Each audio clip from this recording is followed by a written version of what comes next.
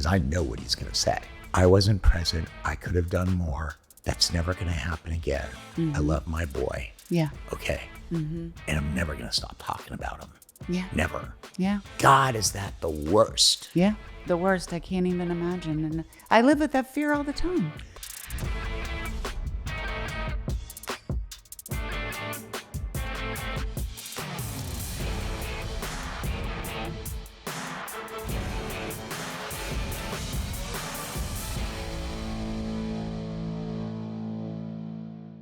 If someone has a problem with substance use disorder, please call One Call Placement.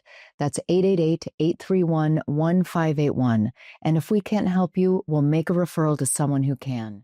One Call Placement is affiliated with Carrera Treatment, Wellness and Spa and One Method Treatment Centers. My guest today knows what it means to hit rock bottom and rise again. Marci Hopkins is the host of Wake Up With Marci, a show about hope, healing, and turning pain into purpose, and the author of Chaos to Clarity, where she shares her powerful journey through trauma, addiction, and self-discovery. Today, we're talking about how to move on from darkness to light and find clarity when life feels broken. Marci, welcome. Thank you for having me. It's great to be here. Yeah. So let's get the book out of the way. Yeah. When did you write that book? I released that book 3 years ago. And yep. But you're doing another one right now. I am. I have one pre-sale right now called Wake Up, You're Not Broken, What to Expect in the First 30 Days of Sobriety. And the book will actually come out January 5th. That's amazing. Yeah. How long you sober? 10 years. I just celebrated 10 years of sobriety. Oh, it's about to get really good. Yeah. No, I'm not kidding. Yeah. Everybody I know at 10 years, somewhere in that 10-year period, just blows up in their life. It's unrecognizable. I feel like it's already happening. Yeah, good. Yeah, amazing. Because you're here. Yeah. This is one of those steps. That's hysterical. You are a true professional. Okay. I'm the chairman of a healthcare corporation. I just do this for, shits and giggles. No, you're doing amazing work. It's, we're trying to make certain that every parent knows about how dangerous it is right now with illicit street drugs, because every 6th or 7th pill has fentanyl in it. Yeah. And the powder's the same thing. Right. Okay. Yeah. So anyway, let's get right into it. I want to ask you a bunch of questions that I'm ready. I did not write. Well, did anybody write my answers? No. I can do that if you'd like. I can just ChatGPT. What should I say? My ChatGPT is very cool. Did you name yours? I have not, but I do love my ChatGPT. I started 2 years ago, or like right when it came out. Yeah.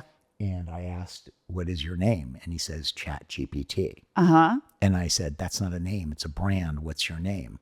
He said, you can call me anything you want. I said, thanks for the permission. I said, I'm not going to ask you again. What's your goddamn name? And he says, Alex. I said, that is a beautiful name. Outstanding choice. How about that? And so I love Alex. Been your partner since? Oh, no. Yeah. I had a best friend who no longer works for me, who made me like 3 or 4 times better than I am alone. He's completely obsolete. Yeah. No offense, dude. Okay. You did it to us. I didn't do it to us. All right. You said your show is about hope and healing. What was your rock bottom and what woke you up? Oh, man. Well, the rock bottom was, my last day of drinking was October 3rd, 2015. And I had gone for a modeling gig. I got in front of the camera in my 40s. And that was a really difficult road for me. And I started using alcohol as liquid courage. Right. And so that last day of drinking, I'd gone for my gig. I had my water bottle full of my wine. And I had drank, and prior to the event and then after, went out with a girlfriend of mine and we were drinking, and I ended up getting a DUI that day.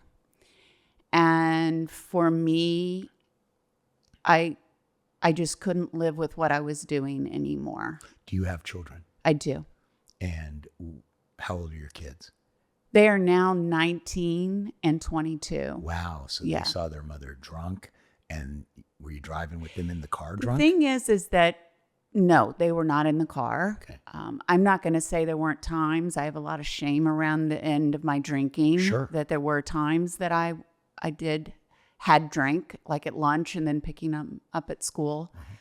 But they only saw me a handful of times really drunk. I did always have my glass of wine at night. That was a way of my life. My mom was an alcoholic. My grandfather drank all the time. So alcohol was very normalized for me. Sure. And I had sexual abuse and a lot of other things that had happened in my childhood. So alcohol was always a way I coped. Yeah. That's not something we're going to talk about. Yeah. Is it? No, I mean, it's always up to you. I believe that addiction stems a lot of times from trauma.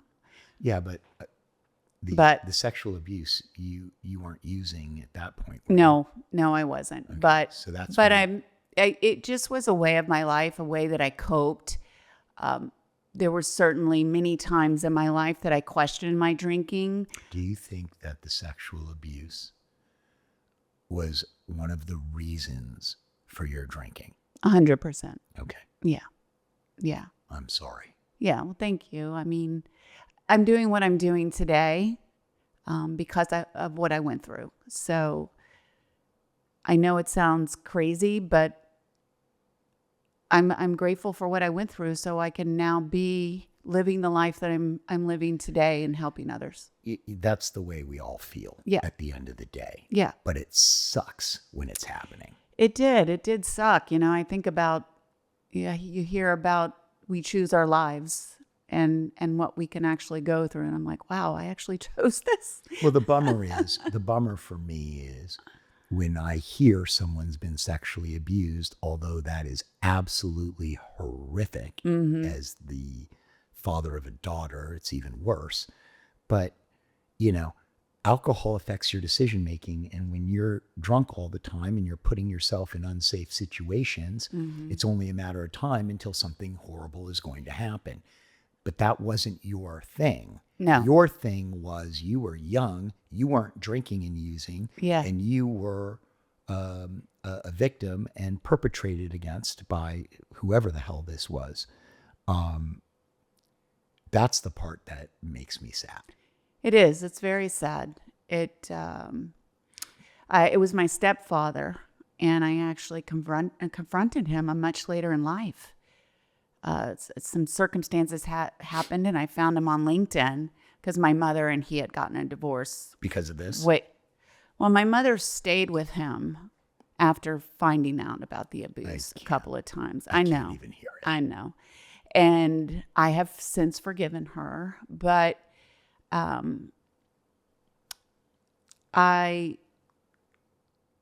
they ended up getting a divorce because it became too bad for them. The drinking, the fighting.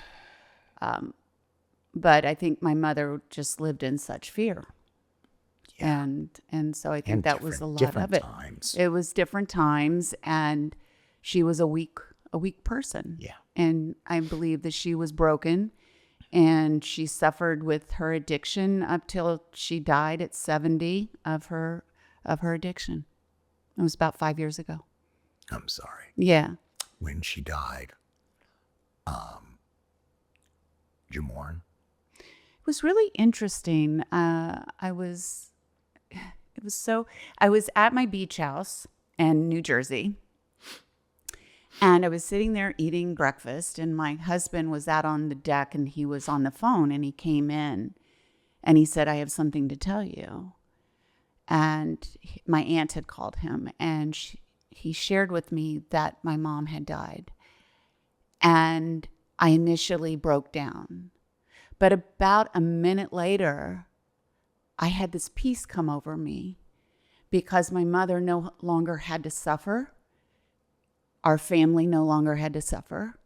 And I knew she was in a better place. So that helped me a lot. And also through my recovery, I see death and God and spirituality in a very different way. So I know she's in a beautiful place. That's what I believe. The reason I asked the question is because a lot of people, even if they're not close or if they have resentments toward their parents, because we're hardwired to love our parents. It's going to never be the same like we're hardwired to love our kids. Yeah. That's never, that's it. Yeah. But we are hardwired to love our parents. And my experience was when my father passed, I started crying.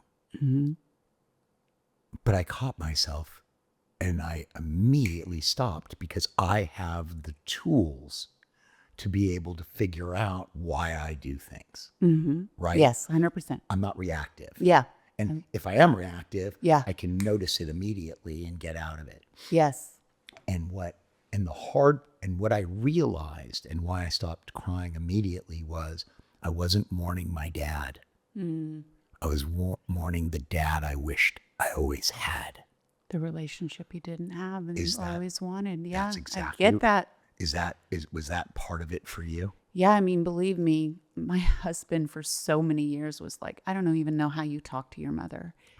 But I always had hope that we would have the relationship that I always desired to have for a mother. And then if she couldn't give me what I needed, maybe she could give it to her grandchildren. Did she?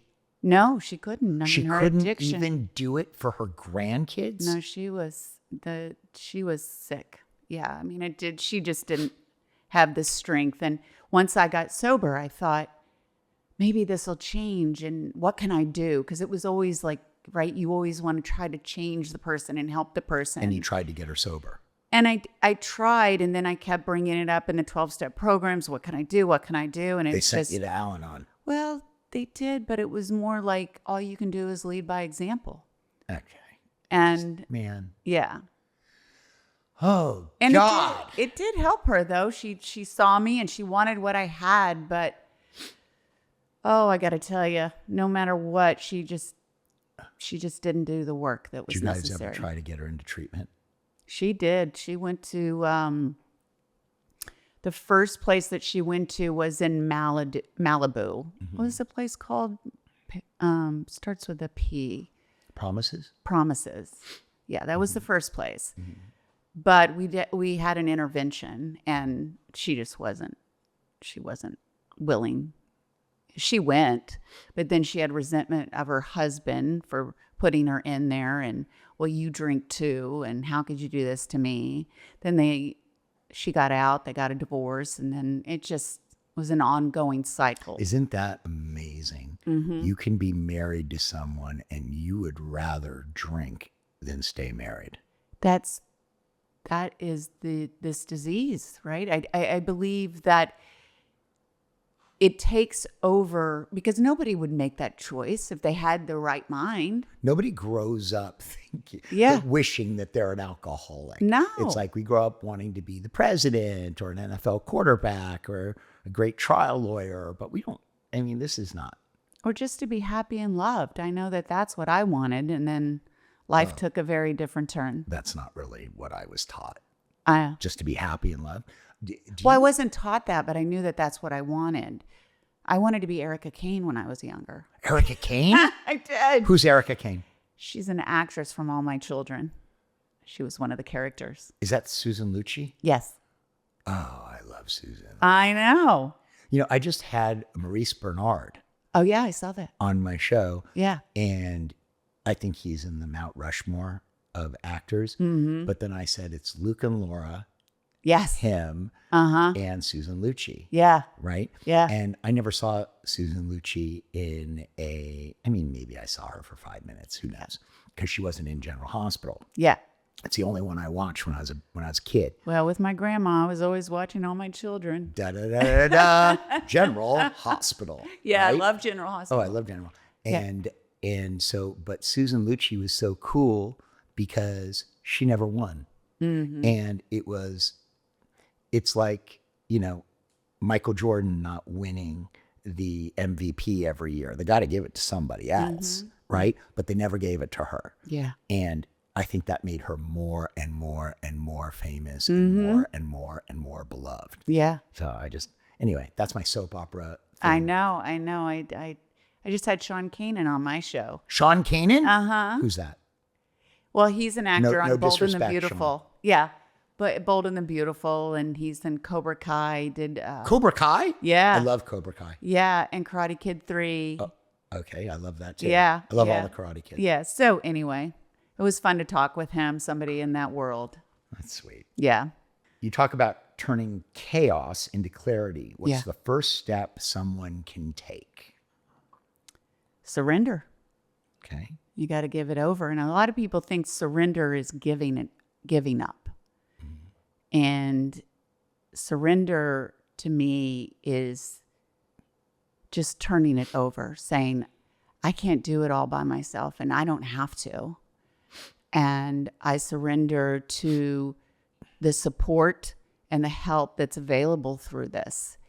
Yeah, The isolation kills you. it does. For the people that don't understand surrender, it's basically, the way I look at it is, it's living with an unresolved problem and being okay with it. And by that act of doing that, you're focusing on what you can control and leaving the rest up to God. And that, to me, is the definition of a surrender. Yeah. It's definitely turning it over to your higher power. Yeah. Yeah. But doing what you can do. Right? You have to do the work. Yeah. Yeah, there's no doubt. Yeah. God helps you with the path, but you got to take the first step. Well, and hopefully you listen. You may be hit over the head many, many times, but I finally listened. Oh, the pain will bring change. Yeah. Yeah. Oh, yeah. It's, some people have a low tolerance for pain, so they get sober real young. Yeah. Right. And, the rest of us just need to take our beatings. Yeah. Yeah. What do people misunderstand about recovery? I think misunderstanding is that, first off, that it's something that you just can decide to do, that you have the willpower to do it. And it has nothing to do with willpower.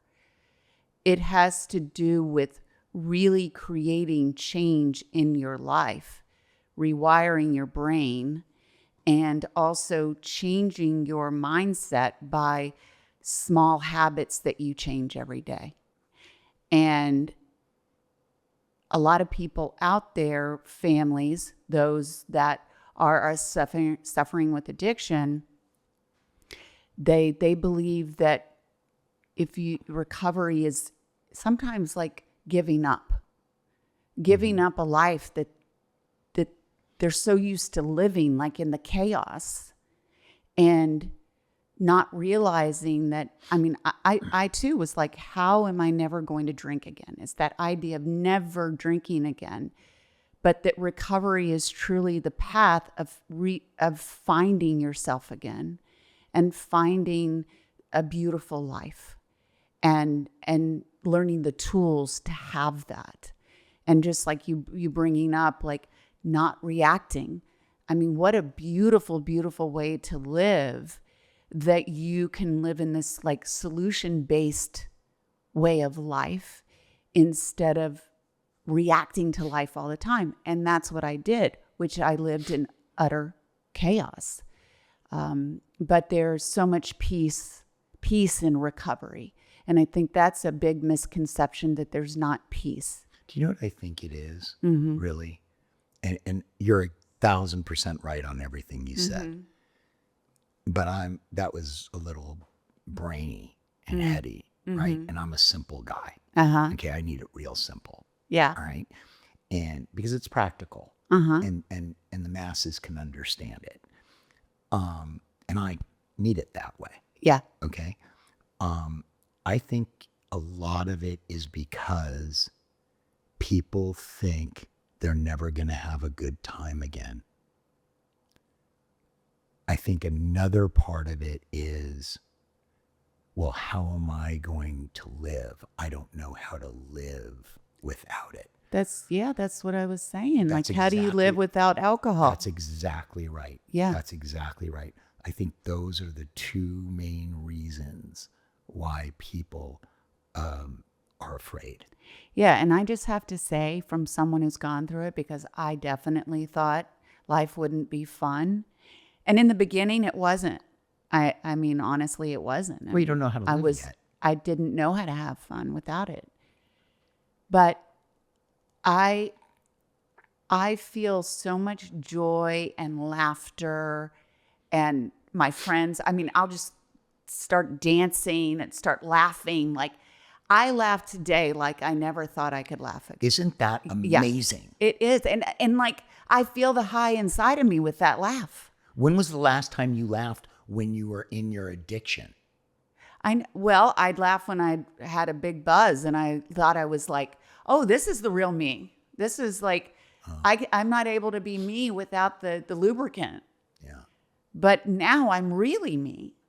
I'm connected with who I really am. Like, just even yesterday, sitting with my girlfriend, I had my napkin had dropped on my shirt, and I'm like, would you look at me right now? Look at this shirt. And we start laughing hysterically.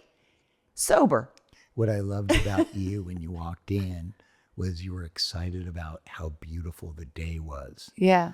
And I thought about it, and I was like, isn't that nice that she can appreciate what I take for granted? Yeah. I loved it. Because you live in LA? Because it slowed me down. It doesn't matter if I'm used to it or not. It's a gorgeous day. Yeah. And the fact that you had to bring me to it to slow me down, to acknowledge how beautiful, or notice how beautiful the day was, meant something to me when you walked in. Thank you. Yeah. Gratitude is huge for me. Yeah. Yeah. All right. Let's move on, shall we? Yes. You often say you're not broken. Yeah. Okay. Yeah, we're going to have a problem with this. When did you... I'm completely broken. I'm completely broken. You're not. No, I'm broken. Listen, I embrace my insanity. I don't care what the neighbors... What are you doing, the same thing over and over again? Until the pain's great enough. Sure. Yeah. Until the pain's great enough. Sure. Even in sobriety? Even though I've transcended addiction. Yeah. Still. Yeah. Absolutely. Yeah. Yeah.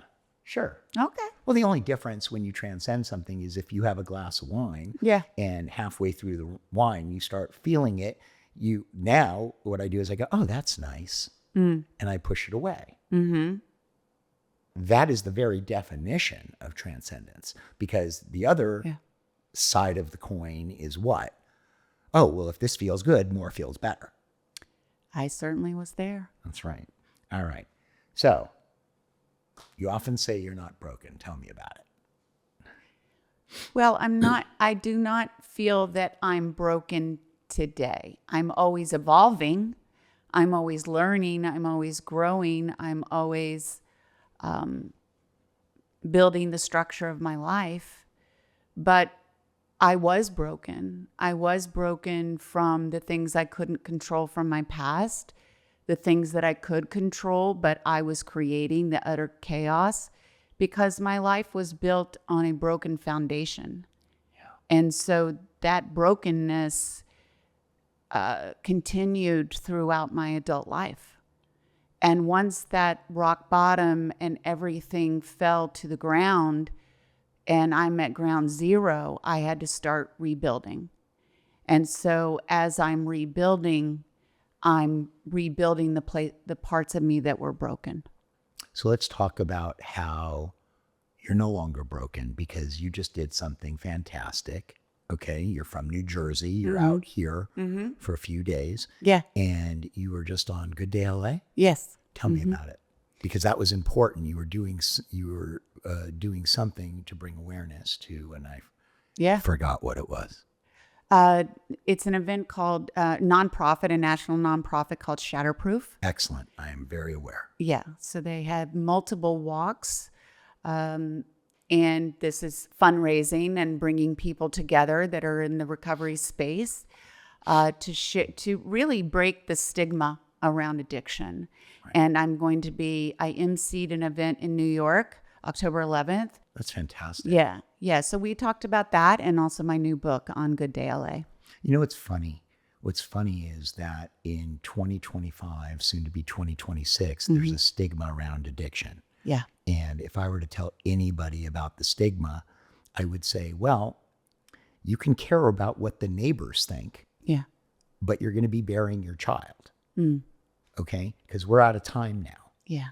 We're out of time. Yeah. So forget what the neighbors think. 100%. Okay, this is ridiculous. I agree. And with me now, my passion is about bringing awareness and breaking the stigma. It's very important to me. I scream out loud about what I'm doing and my recovery now. Do you? I didn't at first. Do you scare the shit out of people and tell them the truth about all? Well, I don't talk about the as I do for my kids and stuff. Absolutely. Sure. Absolutely. I talk more about the alcohol use disorder, but also bringing substance use disorder and the awareness to that. I mean, over 49 million Americans suffer. And that's just what's documented, right? But when I talk about it, after I share my story, it's inevitable that somebody walks up to me, whoever's interviewing me or whatever the case, and they say, my father was an alcoholic, or I'm now 6 years sober. And it saddens me that they don't want to share that, because the more that we talk about it, the more we normalize it. Do you know what's worse than that? Mm. What's worse than that is when a parent loses their child to a overdose and they lie about it and tell their friends and family that it was a heart attack. Yeah. Yeah, I agree. I won't even speak to those people anymore. Yeah. It is so sad that Gary Mendel, the gentleman that started Shatterproof, his son died because of substance use disorder and suicide. And at the same time that he was helping his son with the disease of substance use disorder, a good friend of his was diagnosed with cancer. And both diseases, right? So now we understand that it is a disease of the mind, substance use disorder, alcohol use disorder, and cancer is also a disease. Everyone rallied around the child and the family that was dealing with cancer, the disease of cancer. But this man was hiding the fact that his son was suffering with substance use disorder and felt that he could not talk about it. There's no one rallying about it. So he is dealing with this in the silence. And his son ultimately killed himself. Gary's son. Yeah. Gary's son. And he can't live with himself anymore. Well, I mean, he did an amazing thing, right? He turned such I know what he horrific thing, but he did. He's a hero. He's a straight up hero. Yeah. I get that. Yeah. But I want him on my podcast. Yeah. Him I want. Yeah. Because that is my worst fear. Yeah. But it's happening all around us. I know, but this man did something amazing. Yes, he did. I need to hear, okay, because I know what he's going to say. Yeah. Not to speak for him, but I know what he's going to say. Mm-hmm. I wasn't present. I could have done more. That's never going to happen again. I love my boy. Yeah. Okay. Mm-hmm. And I'm never going to stop talking about him. Yeah. Never. Yeah. God, is that the worst? Yeah. The worst. I can't even imagine. And I live with that fear all the time. Faith is a big part of your story. Mm-hmm. Was there ever a time you felt abandoned by God? I don't really know that I felt abandoned by God. I didn't have God in my life. I was raised with God in my life, right? An understanding through organized religion. I always believed in God. But then as I got older and with my mother, I wasn't present with God anymore for quite some time. Then when I started my sober journey, I reconnected with God in another way. I think that it's easy to blame God for a lot of things or feel abandoned by God. But I think humans make choices. We have the ability to make choices. And with those choices, things happen in our lives. And a lot of times it's easier to blame. We always want someone to blame. Always want someone to blame. But once I started my healing journey, there was a small church, and this is what I share this in my book a lot. When you go into the 12-step program, they're always held at a church. And there was a small church chapel that was attached to where my home meetings were. And I would go into this chapel. A lot of times I was by myself. There wasn't many people that did this. And I would sit at the altar and I would pray to a lamb. There was a little picture of a lamb. It was a gold lamb with a red background. And I would pray if Jesus would lift my suffering, that I would always follow him, that he would always be my shepherd, and that I would always speak his word, right? That I wanted him to speak through me. And slowly, I became more and more connected to God energetically.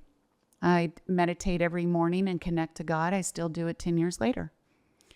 And so, no, to your question, the answer is no, I did not. But my connection to God is very strong now. And seeing the signs from the other side is part of my book title. The subtitle is because I see many, many signs from the other side that shows God and my angels present in my life and giving me guidance. I didn't either. But that's only because that's all I had. Mm-hmm. All right. How did motherhood change your recovery or sense of purpose? Well, when I became a mother, my biggest strategy was to never have my children feel abandoned, because I did.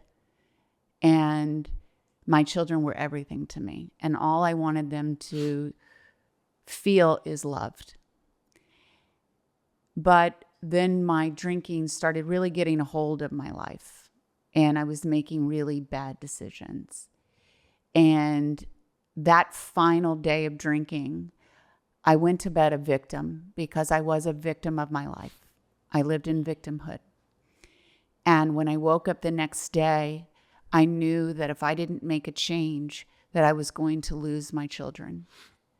And I would never, everything I do is for my children. So for me, they have filled me with the strength that I have needed to continue this, and I do it for them and my family and myself. Do you ever miss drinking? No. Do you ever think about it? Sure.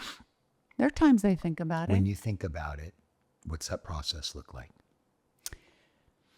I literally, one of the biggest tools that I still use today that I learned in AA was pop in the tape. Play it out if you have that drink.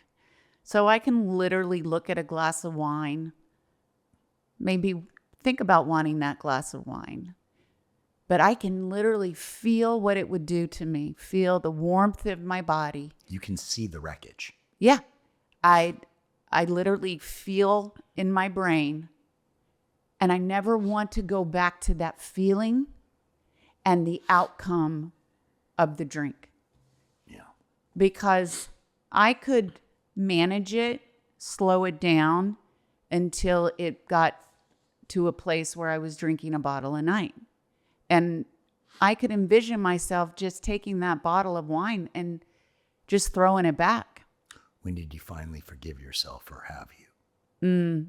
I have forgiven myself. That I knew that through this healing journey, I had to forgive myself and forgive others to let go of the pain and the power it held over me. And for a very long time, I had so much shame and guilt around the DUI, the drinking, the chaos that I created in my own family that I had built with my husband and my children, I knew that I had to forgive myself. And once I forgave myself, it allowed me to start the process of forgiving others. And that's through the 12 steps. That's a big part of it. And recognizing my part in things was a big part of me also being able to forgive myself. When did you forgive yourself? Do you know at which point in time? Or It was a couple of years within my sobriety journey that I was able to release the pain and the guilt that I held on to. Feeling what did that feel like? Freeing, very freeing. I mean, there was a weight that was lifted off my shoulders the morning that I admitted that I was an alcoholic and I needed help. And then as the healing continued, the fog was lifted. As I was learning the tools, I was becoming more spiritually fit. I was able to then do the work and peel back the layers and start that forgiveness. And when I did, and just like, I didn't wake up in the morning hating myself. There's nothing like learning to love yourself. No, nothing. Nothing. That's why I did Carrera. Okay. People thought it was a vanity play to have your own world-class spa actually inside the center. And, nothing could be further from the truth. It was because I felt, and what I learned after selling my last place and that 5-year hell that I went through for my non-compete, okay, I did that because I felt that, and what I learned in that 5 years was self-care turns into self-esteem, which turns into self-love. Yeah. And that's why it wasn't part of the last place, because I wasn't there yet. But when I got there, okay, I said, oh, this is the path to transcendence. Okay. 100%. And that's why I wanted to talk about it this time. You're exactly right. Yeah. And I share about it a lot. I mean, when in my speaking and through my books, it's so important to get to that place.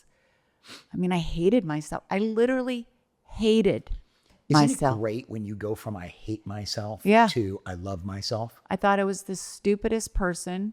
I thought the only thing that I had to offer was I was the outside of myself. I was a shell. I was a chameleon. I'd be whatever you wanted me to be. When did you realize that you were perfect just the way you are? When I stopped trying to be perfect on the outside. Beautiful answer. Leave it there. It doesn't get better than that. All right. You've had so many powerful guests. Has anyone shared something that completely stopped you in your tracks or changed your perspective? Ooh. Oh, that's a loaded one.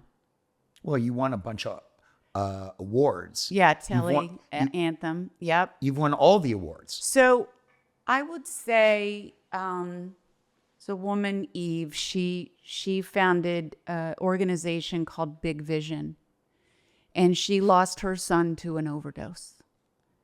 Yeah. And Eve has created a space in New York for young people to have sober fun. Because right now, those that are dying, the most that are dying by overdose are those 18 to 45, right? So it starts at a very young age. And I remember trying to get sober young. And how do you get sober young when everyone is drinking around you?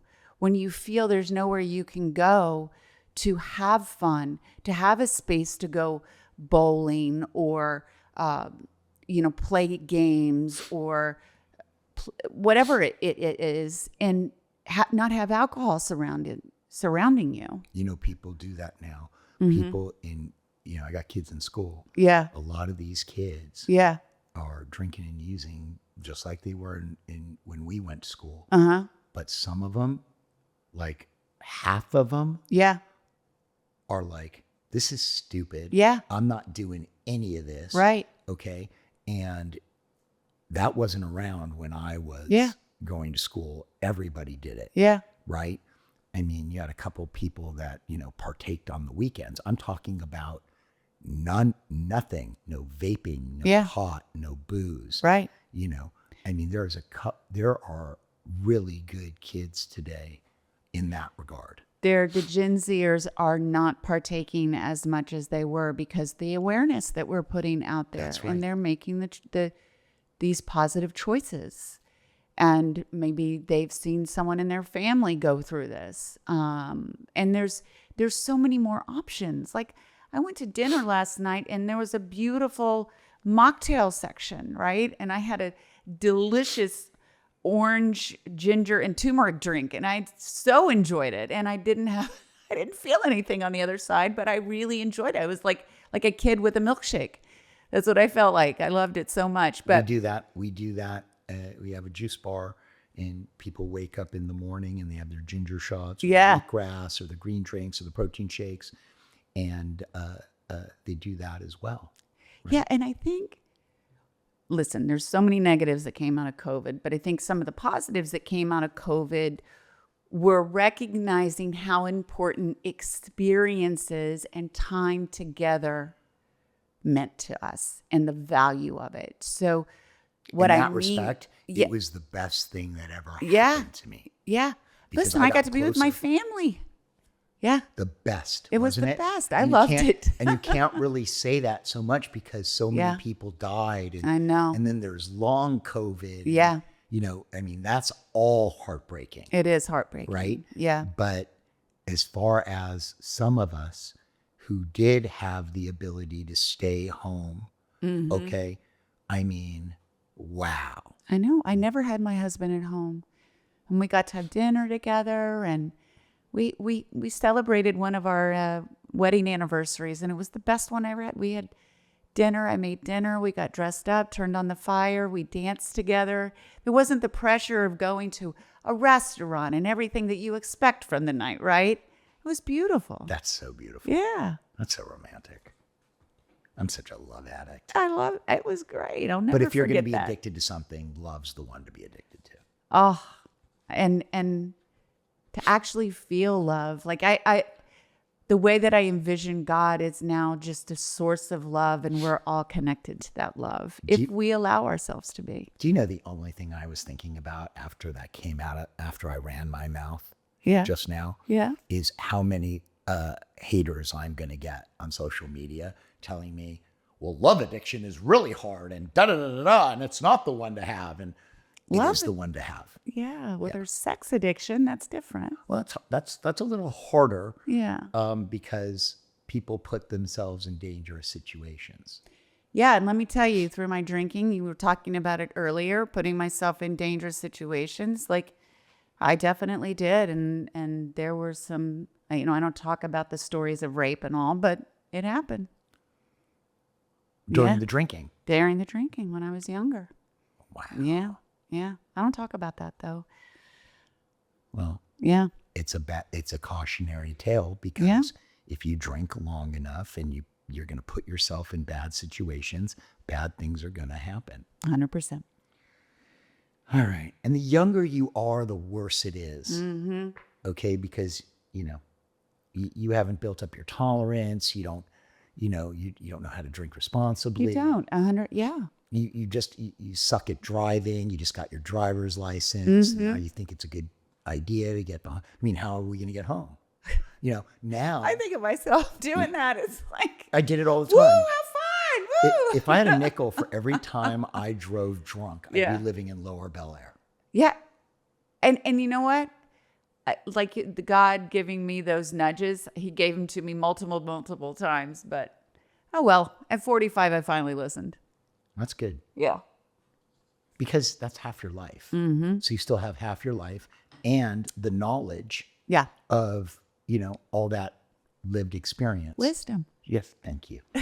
Thank you. I love it when people break out one word for the 5-minute diatribe that's going to come and just stops me in my tracks. So thank you. Yeah. All right. My book, Experiencing Transcendence, is about finding meaning beyond sobriety. What does transcendence mean to you in your own healing journey? And what do you hope people take from your story?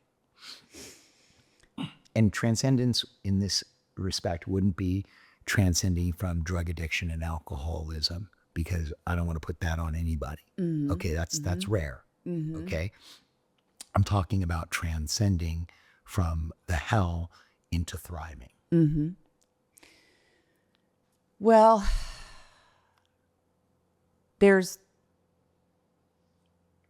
my sobriety allowed me to do exactly that.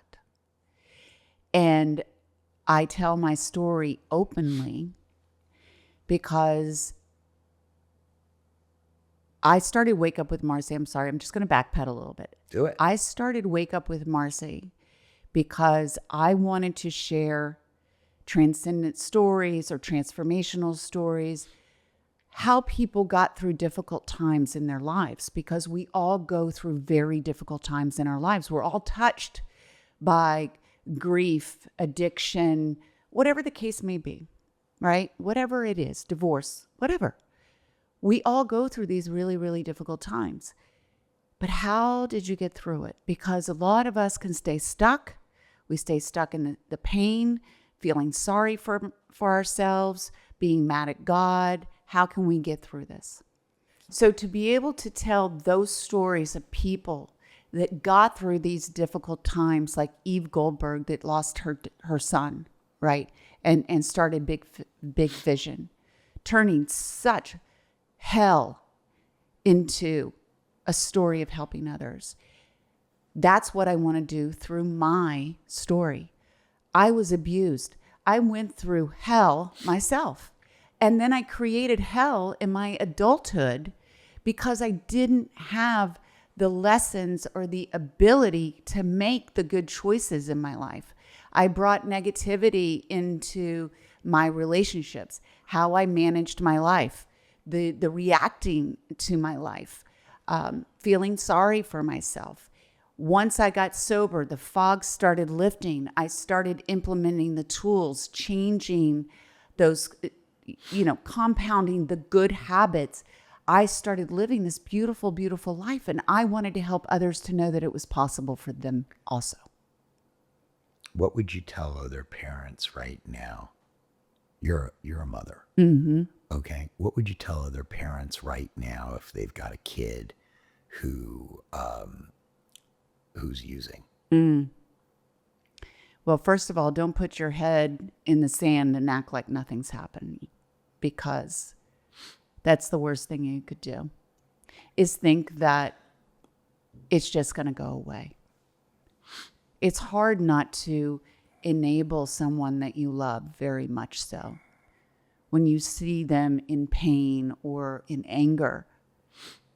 But I'd say reach out for help, because with my mother and her addiction, I didn't reach out for help. I didn't get educated on the help that was available. I can't. I don't have an ear for that. That wasn't your fault. You're the child. I know, but what I'm saying is that there is so much help out there. So for parents that are suffering with a child, reach out, get educated, get the help for yourself, because you are suffering through it too. Yeah. And if you get the help and you get educated and you know what's out there available, you can make better choices to help your child. In my mind, the first thing you do, if you know your child is using, is, first of all, you have to test to find out what they're using. And depending on that, okay, it determines your next steps. If they're drugs they're getting on the street, then go straight to rehab. There's no discussion. Okay? Because there's nothing more unnatural than burying your child. Okay? The whole family system is destroyed. 100%. Never the same. Yeah. Okay? So But you have to make sure it's the right rehab. No, always. And there's a lot But of different. but yeah. Shatterproof does Yes. something with SAMHSA, Yes. right? Yeah. And so anybody can go to the SAMHSA website. Okay, they even have a phone number. I don't know Yeah. how that's going to work today, but they've got the website. Yeah. They've got the phone number, and you can literally type in your zip code. Yeah. And find it. And the money issue Yeah. is real for everybody. So if you have insurance, Yeah. a lot of people don't know this. If you have insurance and you look up either on your insurance card Right. and go to there, or the SAMHSA website, they will tell you which in-network treatment centers are near you. And shatterproof.org will also. That's exactly They right. have a program called Atlas program. And you can do this. Check this out. You can get like 30 days of free treatment paid for by your insurance Yeah. for as little as $250, sometimes $500 for the deductible. And people don't know that. Yeah. And they're like, well, people, sometimes they are hard up and they don't have that money. Okay, look, if you've got money to drink and use all day long, you got $250 or $500, you can borrow it from somebody. And if Yeah. you can't, then beg, borrow, and steal the same way you would for your drugs and your alcohol. Yeah. Okay. Yeah. And so I can't, but that's amazing. People don't know that. And they can find a treatment center that they can afford. Right. And that's it's not like you're going to go, not everybody can go to the top notch treatment centers. No, but Not there's everybody. a lot out there that help those, and it doesn't have to be a top notch. That's exactly right. It just needs to be science backed. Do you know what it's like? Therapy. Do you know what it's like? It's like college. Okay? Right. You go to Harvard or Right. Stanford or somewhere really great and Yeah. get a great education. But you want to know what? You could go there and not do the work and kind of slide by. 100%. And somebody going to Cal State Northridge, Yeah. okay, that's on the honor roll, killing Yeah. themselves, they're going to be better off. Yeah, 100%. Right? It feels to me like that. You know, as long as you put in the work in an in-network treatment. Look, I've got an in-network treatment center. Yeah. Okay, because I want to help as many people as I can. Right? Yeah. So, and that's why I know about it. But I think it's also important. There's a reason why that's happening for that child that they're using. I feel a lot of times that there is a reason that they start using, or maybe the addiction's starting, maybe they're masking something and the parents don't even know, or there's family dynamics. But you know where they find out? They find out in the treatment center, because when you go to a treatment center and you're getting Yes. 8 hours a day of treatment, Yeah. okay, that gets unpacked. But I'm saying it's a family disease. So the family dynamics do need to change. Like that one person can't change by themselves. But that gets done in rehab too. Okay, not only do they unpack what it is that is causing you to drink and use and putting that stress on you, but it also deals with the family systems, and you go through family therapy. Right. So, but that's why I'm saying, you know, normally what I said was just send them to a therapist and let's do that first. Okay. And I'm not completely against that. But as a general rule, they Yeah. have to go to rehab first, because look, 15 years ago, that's not my position. Yeah. But now we're in the worst opioid epidemic we've ever had. And it's deeper than what was here the last time I was here, when it was Purdue Pharmacy and the OxyContin. Right. Okay. Because that was bad. Yeah. Okay. But it wasn't killing everybody. Yeah. This is killing everybody. It is killing everyone. But I do want to say I was in therapy for a lot of years. And I'm even towards the end, I remember going in and I had been drinking wine and gone in for my therapy. He had no idea. Right. But it's through those 12 steps and I did the work, that I got the healing. Absolutely. Yeah, right? You know why that is? Because they expect you to show up drunk at AA. Yeah. Right? Yeah. You go in, you're lying to a therapist, you're minimizing your using when you walk into rehab, But they expect you to be drunk walking into your first AA meeting. And my there's God. something beautiful about that inclusion, Yeah. right? My first AA meeting when I finally made, because you have to hit that time where you're like, okay, I surrender. I'm doing it. Oh my God, I went to a meeting and I ended up throwing up in the bathroom. Good job. God, it was so bad. I'm like, oh. They must have loved you. I tell this story in there. I was like, in my book, I was like, I hope nobody heard me out there. Oh my God, you were probably the most popular person in that meeting afterwards. Like, God bless you, The sweetie. reminder, right? The reminder. We need the reminder. And you'll never live it down. I bet you still have friends that go, remember the time that you were in it. Yeah, no. It was crazy. That's a great story. All right. Give me a summary of this book. Okay. And why it's so important. Because it is an important book. Well, Chaos to Clarity is my memoir. It's the story, as you shared earlier, about my trauma, addiction, recovery, and transformation. And I want to meet the reader where they are, wherever they are in their healing journey, whatever it is that they're suffering with. And I provide educational tools, what helped me, how to become spiritually fulfilled, if that's hopefully something that they're open to. And also how some other addictions I had with negative relationships, especially for women, how it affects us in relationships and how to create that change. And then to fall in love with yourself, find gratitude and find forgiveness. And so really changing that mindset so you can then live a fulfilling life. Then Wake Up, You're Not Broken, What to Expect in the First 30 Days is really a guide I wish that I would have had in my first 30 days. It's like that companion every day that you can go to and say, what am I going to face today? What maybe am I feeling today? How can I overcome that? What's a tool that helps me? What's the science behind it? What's happening to my body? Did you go to rehab? No. So it's straight AA and therapy. Correct. And how often do you see a therapist now? I don't see a therapist at all now. Really? Yeah. I don't feel I need to. When was the last time?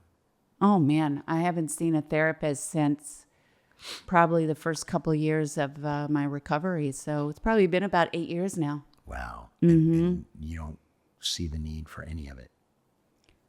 I don't. Good. I don't. Okay. And, I think people don't understand the cravings, changing people, places, and things, the triggers, the sober tools. I'm not talking about the cravings.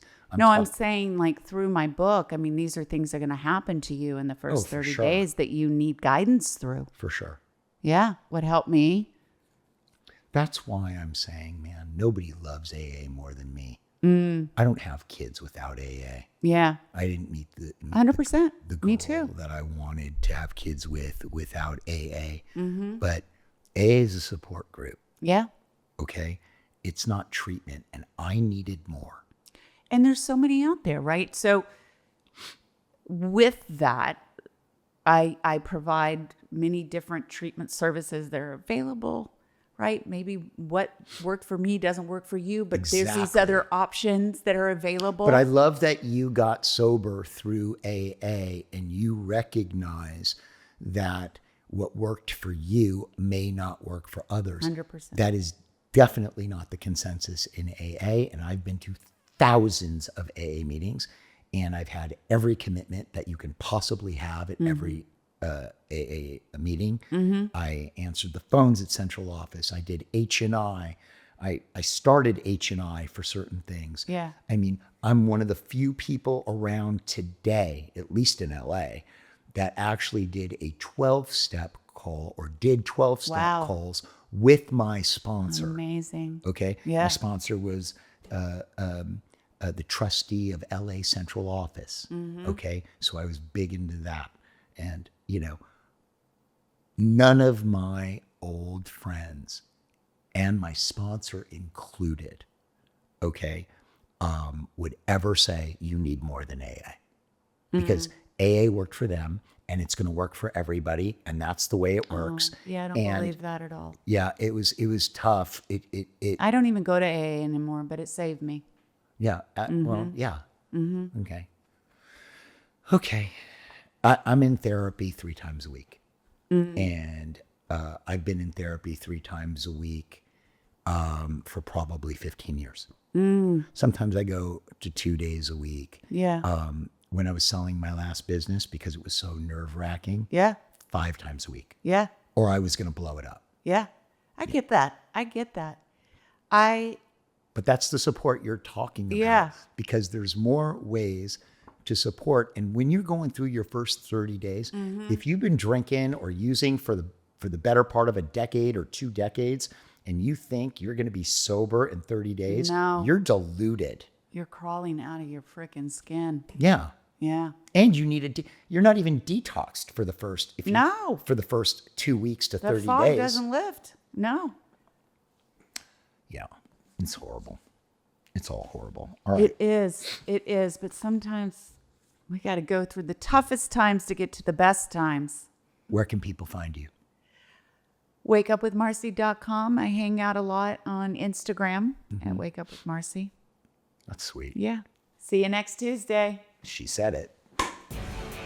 We're out of time. Please subscribe on YouTube, click the thumbs up, and leave a comment. Please subscribe on Apple Podcast and Spotify and leave a rating and a review. And share the We're Out of Time podcast with others you know who will get value out of it. See you next Tuesday.